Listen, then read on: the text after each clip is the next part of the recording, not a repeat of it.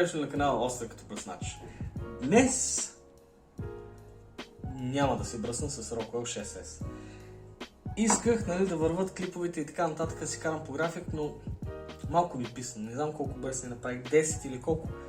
Не ми са бръсни с това. Просто искам да ще направя следващия или последващия клип ще е с тази съм бръсначка, но просто... Предния клип говорих, споменах нещо, което бих останал с един комплект.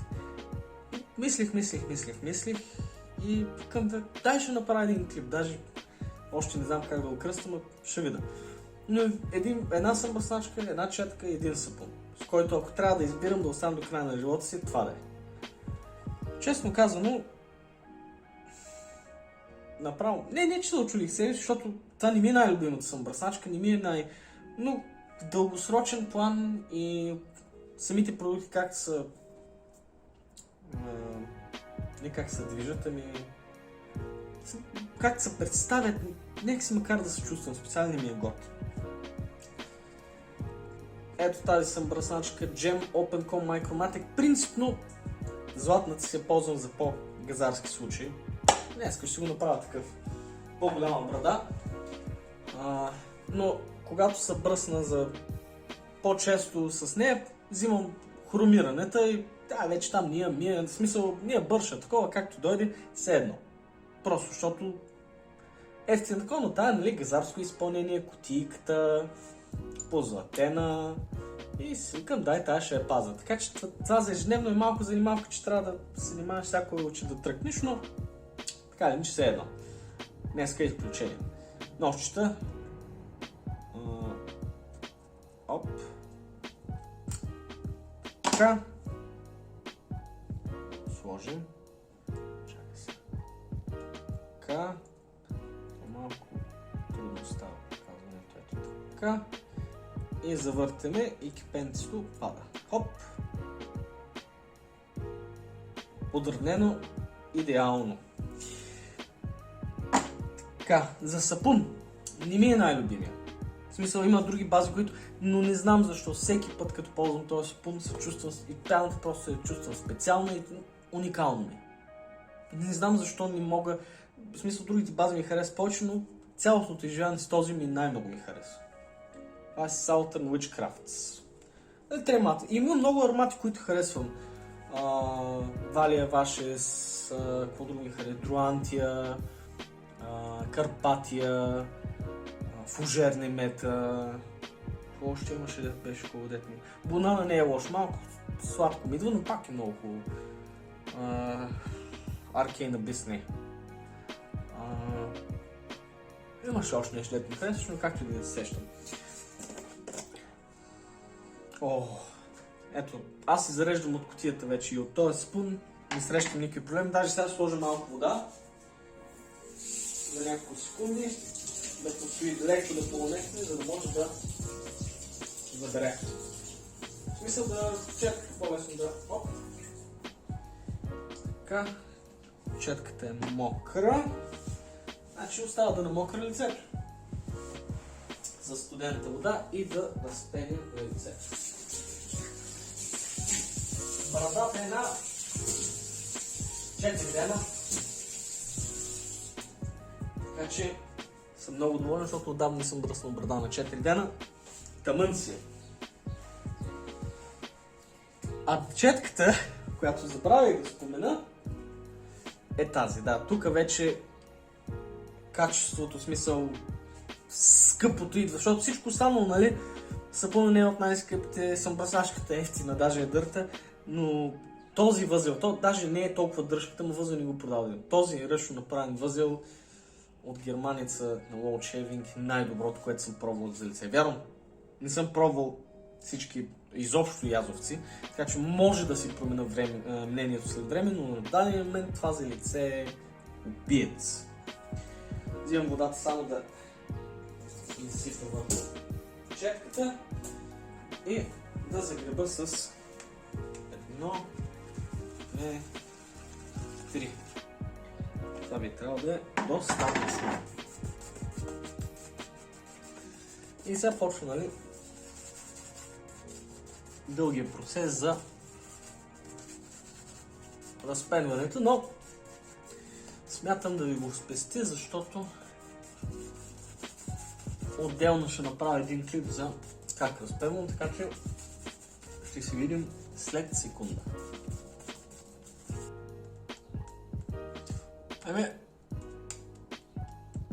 Аз не мога да съм по-доволен от тая пяна. Добре хидратирана. Изобщо никакви оплаквания. Така. Да видим сега. Отдавна май не съм се бръснал с такова. Трябва да видя. Но известно време. Поне от месец-два. Да видим кефа такъв ли е, какъвто ще го помни. Дали правилния избор съм избрал за...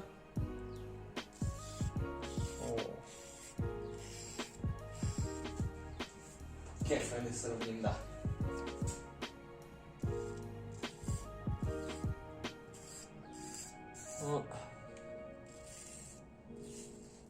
Много добро. Браво! Нещо, което е проблем, ще обясня, що е проблем. Е, че когато правя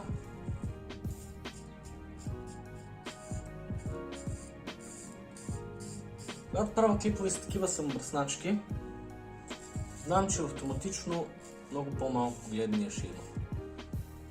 Това за мен не значи, не е проблем до толкова, че не ми гледат канала такова, друга да е проблема, че хората нямат интерес към този тип съмбръсначки. И аз не съм далеч не съм пробвал всички съмбръсначки на света, но достатъчно пробвах и Single Edge съмбръсначките, примерно като този джем Opencom Micromatic е едно от най-добрите неща и засрамява абсолютно всички Double Edge съмбръсначки, които съм пробвал. Може и да има изключение, но не се сещам в момента. Това е просто невероятно добра съмбръсначка. И проблем е, защото хората нямат този интерес.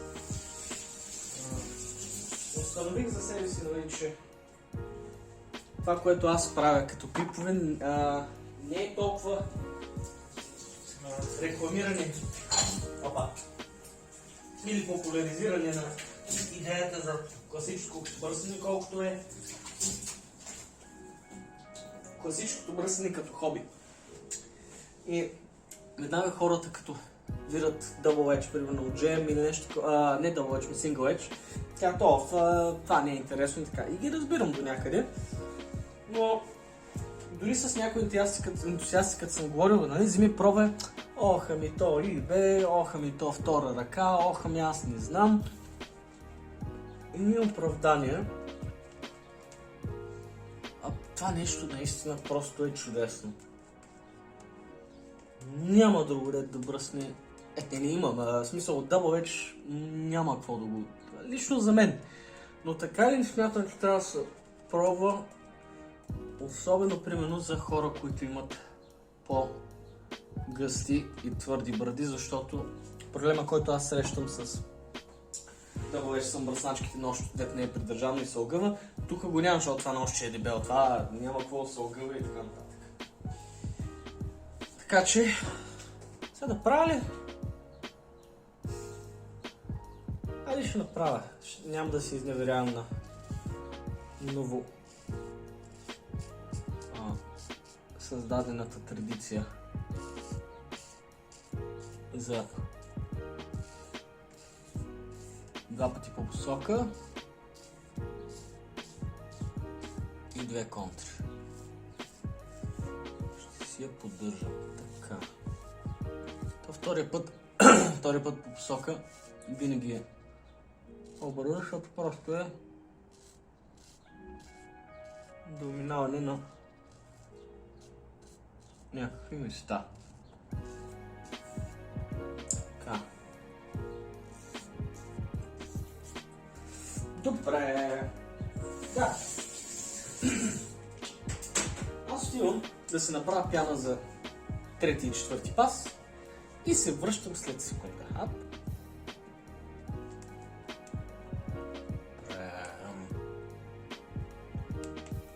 Има достатъчно пяна тук още за поне един пас. Тъмън си е. Сега, защо? Айде, четката е ясно обясних, просто е много добра. Спрямо моите изисквания. Някои хора могат да питат каква четка се взема, но най-лесното е някоя китайска Яки DS Cosmetic или Trafalgar T3 на Simpson. Нещо такова, но кое е по-хубаво, кое не е по-хубаво, абсолютно въпрос на предпочитание. Да знаеш колко дълбоко да ти е вложен възела, какъв гръбнак да има, дали харесваш възела да има пружина, съответно пружината е... Та всъщност синтетиките само има пружина, защото пружината се изразява в това, че като натиснеш четката и после си махнеш ръката, тя връща формата си. И това е при синтетики, другите нямат пружина, но някои синтетики имат по-големи пружини от други, но чакай да се бръсна. Пък то не ми пречи да се плямпам.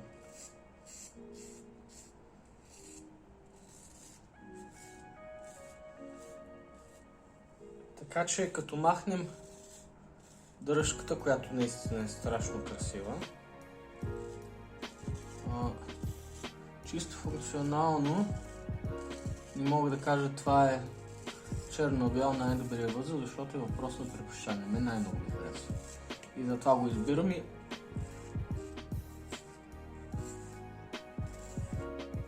по съвпадение е най-скъпият. В смисъл най-скъпата четка от всичките, които имам.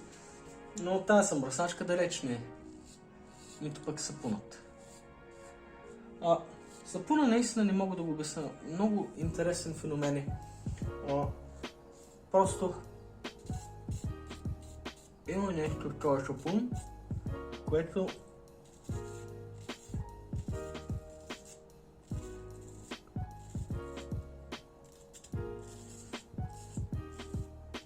ми остава неземно удоволствие. Не знам защо. Като стане пяната и начина, по който се кълчи самата пяна, дали в купа, дали на лице.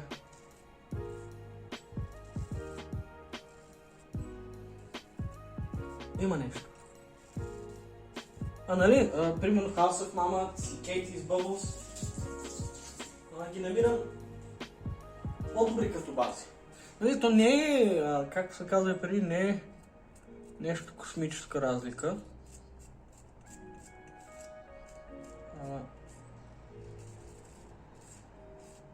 Но има. И даже има аромати, които ми харесват повече от Триматрис. Триматрис ми е може би най-любимият на цялата новичка. Не знам. Това е нещо, с което бих останал. Аз даже преди време, когато после началото, когато още не се бръсних толкова често. Имах още първи да се бръсне с бръснач на една екскурзия такова.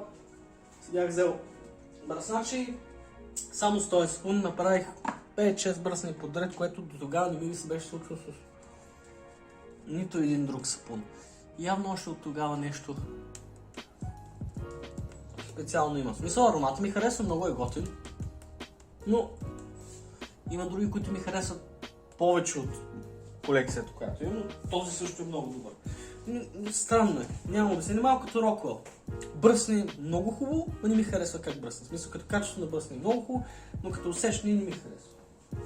Някои хора, аз това ще го спомена и по-нататък, но... той спомена.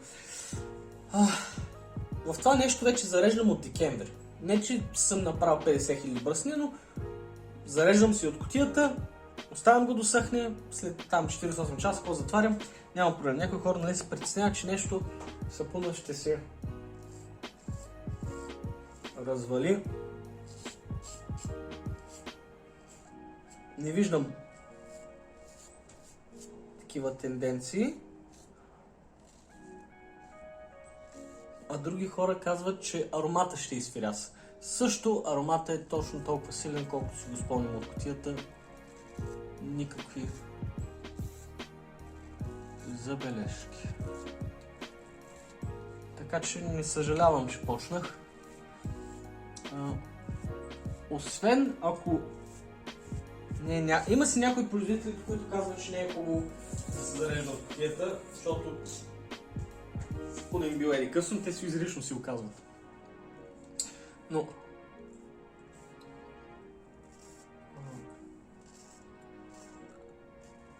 Имам само един спун,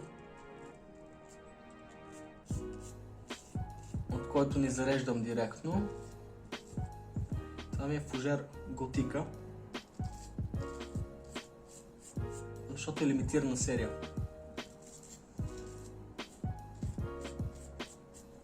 И е стара база и така нататък. Него го щада и го паза с двете си очи. Ако беше от новата Omnibus, изобщо не ме интересува. И препоръчвам на хората да пробват, ако смятат да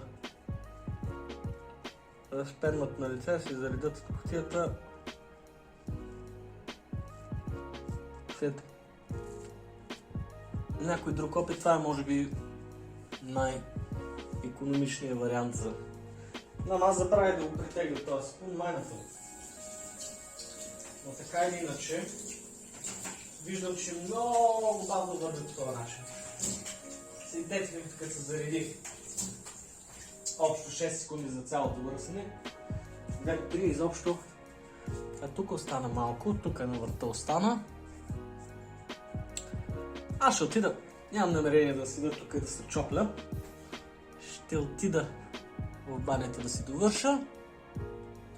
Но като цяло раздразнение, даже не бих казал, че има. Ще го видим.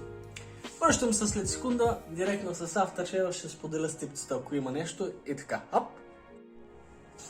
Как ми се изкефи човек? Между другото, едно от хубавите неща, които се радвам от как преди снимах, е, че сега наистина от близък план мога да се види големи раздразнения, малки раздразнения, има или няма ли, защото и това, като се замисля, го няма на много хора, де снимат в YouTube. Много от тях са прилнеи тук и фът, така и много добре и не мога да видиш, нали? Има ли раздразнение, няма ли, пък като дойдеш така отблизко да се види, си е друга работа. Така, автора. Може би единственият минус в цялото нещо е, че автора не е алкохолен. И не толкова, че съм фен на това да задължително да е алкохолен, но кефи идеята с дезинфекцията. И дори и малко да поизсъхне кожата, после като сложа балсама да е още по-кефи, хубаво да мога да попия. Но и с халамелис е много приятно. В крайна сметка винаги мога да сложа просто един етилов спирт преди този. Е така за да видя колко е раздразнено лицето, колко не е. Как ще се отчете? Това не е лесно. Този балсам със сигурност него бих карал само.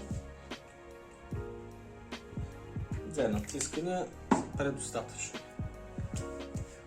Горе-долу го засичам колко изкарвания. Според мен един такъв балсам с две натисквания ще изкара около между 150 и 200 пъти. Всеки път, като се бръсне го ползвам и се записвам, аз примерно всяка сутрин през зимата, като ставам преди да излезна, си цъквам пак. Така че трябва да сметна 3 или 4 месеца, почти всеки ден по едно ползване таковата.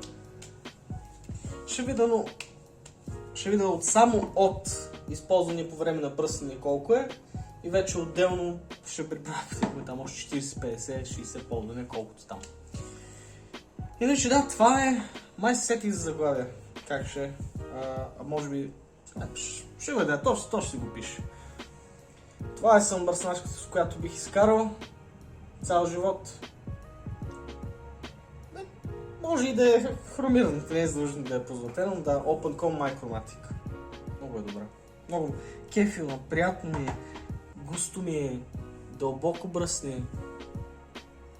Аз нямам тук окей, нещо мъничко червено може да има, защото съм го повторил 89 000 пъти, но то дори не се усеща. Стипцата показва много малко тук, тук нямаш. Тази четка, която да, според мен е въпрос на лично предпочитание, но пръска от всякъде. И този сапун. Ето в момента той ще потъмне. Така изглежда сапуна след като го измия. И след това видяхте в началото как е като потъмне. Така че съвсем нормално. Колко сапуна още има да ползвам, нямам идея, но този е един от сапуните, които смятам да приключа тази година. Набелязал съм си 5. Ще видя колко ще успея. Със сигурност един ще успея. Надявам се минимум да е 3, максимум да е 5. Но да, сапун, самобръсначка и четка Wallet. Това е моята комбинация, ако трябваше нещо да избера. Съжалявам, Timeless, Mimeless, Vector. Преди 100 години е направено и не е мръднало. Желая ви всичко най-добро, меки и приятни бръснения. Следващия път ще се обръсна с... Криво са. Ще се обръсна с той нещо. Ама следващия и просто исках нещо различно да се направя гъдело. Така, всичко най-добро, приятни меки бръсни и не карайте пили. Ап!